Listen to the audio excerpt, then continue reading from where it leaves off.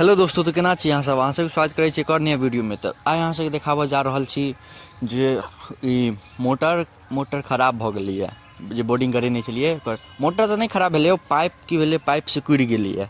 चलू अहाँ सबके बतायब केना ओ पाइप सिकुड़ि गेलैए, ओकर ठीको करऽ के तरीका पहिले देख लिअ। देखियौ केना पाइप एकदम चिपकि गेल छै। ई एहि दुआरे भेलै किएकि रातिमे लाइन बड़ी देर कटि गेल छलै, बुझू ने 3-4 घंटा, और केओ ध्यान नहीं देलकै आ ई खुलले रहि गेलै। लाइन एलै एकदम वोल्टेजमे, तऽ ई एक्के बेरमे पानि नहीं चढ़लै आ 1 घंटा तक ओनाही चलैत रहलै। पानि नहीं चढ़लै तऽ पूरा चिपकि गेलै। अथी की कहै छै एकरा, पाइप, ई जे सेक्शन पाइप होइ छै पूरा चिपकि गेलै। देखियौ केना चिपकि गेल छै। एहिसँ पहिलहो एक बेर भऽ गेल छलै, एक बेर और भेल छलै एहन, 2-3 गो बदललैए। तऽ ई लाइन कटि जाइ छै आ ज़्यादा देर तक पानि नहीं चढ़ल अथीमे पाइपमे, आ मोटर चलैत रहि गेल तऽ एनाही पाइप अथी चिपकि जाइ छै, पिघलि जाइ छै, चिपकि जाइ छै, जे कहिऔ से भऽ गेलै। अब एकरा चलू अहाँ सबके देखायब केना ठीक होइ छै से। देखियौ पानि एतेक भरलै एखन तक, बड़ी दिक्कत छै। 2-2 गो एहन पाइप बदलि देलिए, केओ ध्यान नहीं देलकै, चलैत रहि गेलै मोटर, तेँ चिपकि गेल छै। तऽ चलू अहाँ सबके देखाबै छी केना ठीक हेतै से।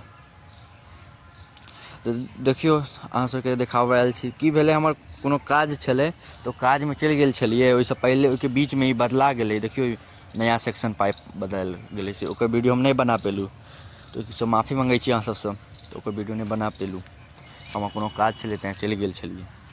देखियौ ओ पाइपके अपन हटा देल गेलै खोलि कऽ, देखै छियै केहन भऽ गेल छै, केहन पूरा चिपकि गेल, अथी भऽ गेल छै, पचकि गेल छै अन्दरमे। केना पानि जैतै, तऽ नया सेक्शन पाइप लगलैए, देख रहल छियै, फेरसँ नया लगायल गेलैए, आ फेर एहिमे पानि झड़तै। तऽ चलू अहाँ सबके देखाबै छी स्टार्ट कऽ कऽ मोटरके। चलो ये देखियो बटन छै या ऑन केलिए, जा ऑन तऽ भेलै, लेकिन ई पानि चढ़िए नहि रहल छै। पानि जखन नहीं ने चढ़ै तहन कल चला देल करियौ। ई पानि बहुते काल नहीं चढ़ै छै, जखन बन्द भऽ जाइ छै या फिर कखनो कालके नहीं चढ़ै छै तऽ कल चला देल करियौ। हाथमे मोबाइल छै, बढ़िआँसँ कल नहीं चलि रहल छै, देख रहल छी चढ़ि नहीं रहल छै। कनिक टाइट रहै छै तऽ तेजीसँ कल चलाबऽ पड़ै छै, तहने ई पानि चढ़ै छै। अहूँ सबके होइत हैत तऽ अहाँ सब बुझैत हैब, अगर नहीं पता हैत तऽ इएह तकनीक छै। अगर ई पानि नहीं चढ़त तऽ कल चला देल करबै। चलू बन्द कऽ दै छी एखन, पहिले कल चला देल करबै तऽ पानि चढ़ऽ लागत। एखन कनिक वीडियो कट करै छी किएकि दुनू हाथसँ कनि चलाबऽ पड़तै, एक हाथसँ नहीं चला पेबै। हाँ तऽ देखियौ, आब बहुत कॉल चला देलिए एकदम तेजीसँ। तऽ आब अहाँ सबके स्टार्ट कऽ कऽ देखाबै छी। तऽ चलू अहाँ सबके देखाबै छी स्टार्ट कऽ कऽ। आब पानि चढ़तै, देखियौ फोकस हुए बटन पर। हाँ देखियौ, अब देखियौ स्टार्ट कऽ देलिए, खूब कॉल चलेलिए, आ देखियौ आब पानि पकड़ि लेतै से।